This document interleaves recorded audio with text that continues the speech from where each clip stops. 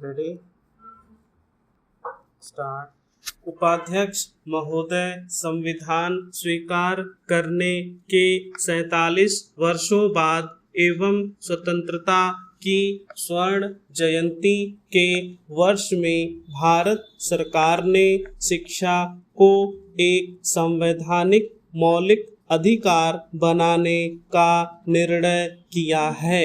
यह सुविदित है कि संविधान के नीति निर्देशक सिद्धांतों वाले अध्याय में धारा 45 में कहा गया है, राज्य 14 वर्ष तक की उम्र के सारे बच्चों को 10 वर्ष के अंदर निःशुल्क एवं अनिवार्य शिक्षा का प्रबंध करने की कोशिश करे।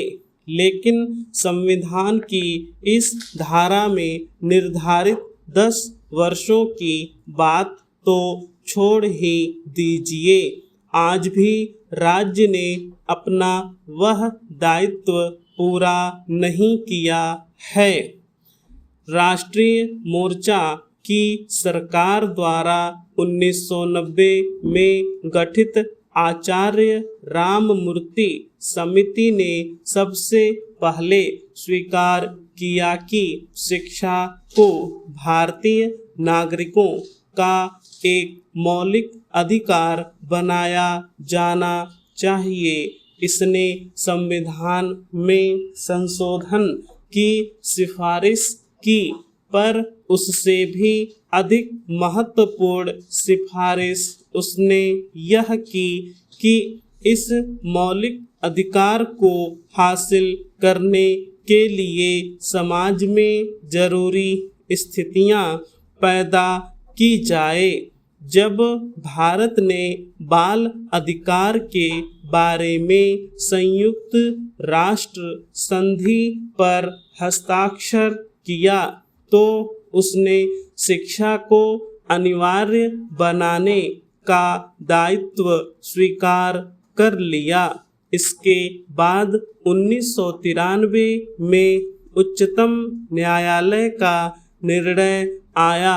इसमें 14 वर्ष की उम्र तक प्राथमिक शिक्षा के अधिकार को एक मौलिक अधिकार माना गया। निर्णय में कहा गया कि 44 वर्ष धारा 45 में निर्धारित अवधि से भी अधिक समय बीत जाने से उस धारा का निर्देश एक बाध्यकारी अधिकार में बदल गया है। फिर भी संविधान लागू होने के बाद के सारे दशकों में सरकार शिक्षा की उपेक्षा करती रही है। परिणाम स्वरूप भारत में निरक्षरों की संख्या कुल जनसंख्या के 2/3 से भी ज्यादा है।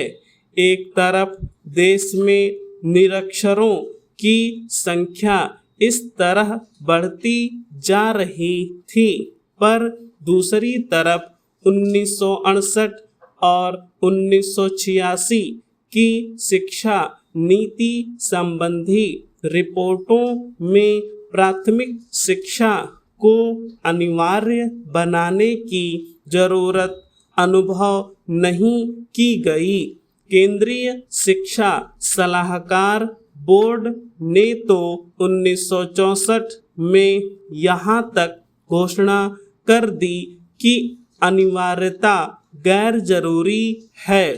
उसने यह भी कहा कि यह बेअसर है, पर दुख की बात यह है कि इस दिशा में गंभीर प्रयास किए बिना ही ऐसी घोषणाएं कर दी गई। यह गौर करना दिलचस्प है कि भारत में शिक्षा पर वार्षिक रिपोर्टों में अनिवार्यता की स्थिति का वर्णन प्राथमिक शिक्षा के संदर्भ में ही हुआ है।